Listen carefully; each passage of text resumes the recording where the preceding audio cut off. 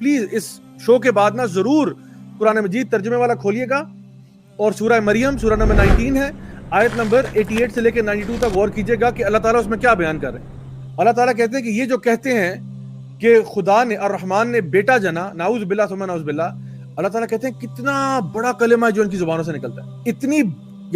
یہ اتنی بڑی بات ان کے منہ سے نکلتی ہے کہ اگر یہ پہاڑ اور زمین اور آسمان یہ سن لیں تو پہاڑ ریزہ ریزہ ہو جائیں، آسمان پھٹ جائے، زمین دو ٹکڑے ہو جائے کہ تم نے اللہ کے بارے میں اتنا بڑا شرک کہہ دیا کہ اللہ کا بیٹا ہوا.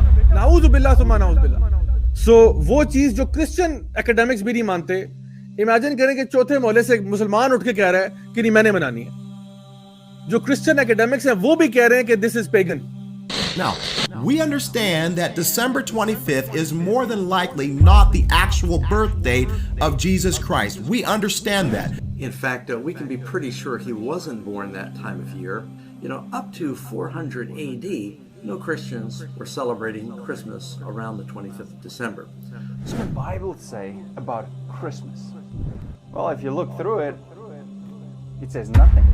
Absolutely nothing. It doesn't even mention the date of Jesus' birth.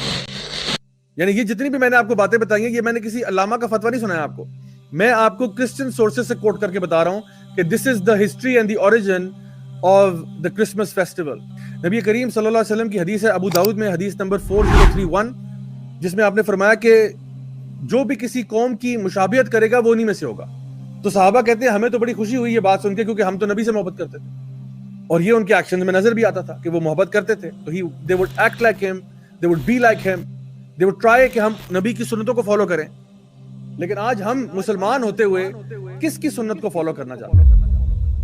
یعنی وہ چیز جو کہ کرسچن اکیڈیمکس بھی کہہ رہے ہیں کہ بھئی ہمارا کوئی تعلق واسطہ نہیں ہے اس سے، یہ پیگن ہے، یہ شرک ہے، وہ بھی کہہ رہے ہیں شرک ہے اور مسلمان کہہ رہے ہیں نہیں میں نے کرنی. انا للہ و انا الیہ راجعون. سیریسلی شرم کا بہت شرم کا مقام ہے.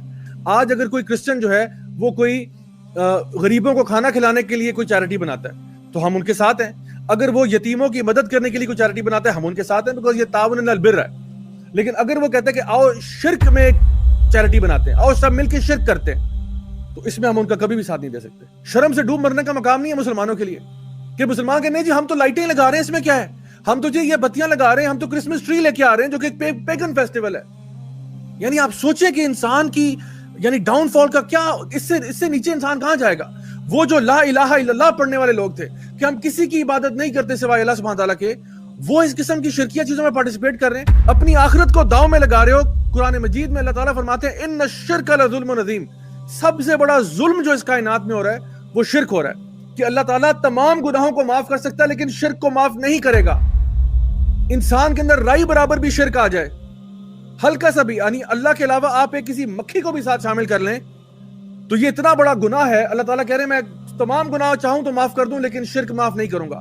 اور یاد رکھیں جو بندہ حالت شرک میں مرے گا اس پہ جنت حرام ہے. میری بات بہت غور سے سنیں، میری بات بہت غور سے سنیں. کبھی کبھار ہم اپنی اگنورنس میں نا، ہم اپنی جہالت میں ایسے ایسے کفریہ کلمات نکال دیتے ہیں، ایسی ایسی کفریہ حرکتیں کر دیتے ہیں، ایسے ایسے شرکیہ اعمال کر بیٹھتے ہیں کہ ہمیں آئیڈیا ہی نہیں ہوتا کہ شاید ہمارے تمام کام ضائع ہو چکے ہو. تو یہ وقت آگے اگر آپ سے غلطی ہوئی ہے اللہ تعالیٰ سے معافی مانگ کے واپس لوٹیں اس طرف اور توبہ کریں کہ آئندہ ایسا کام ہم نہیں کریں گے.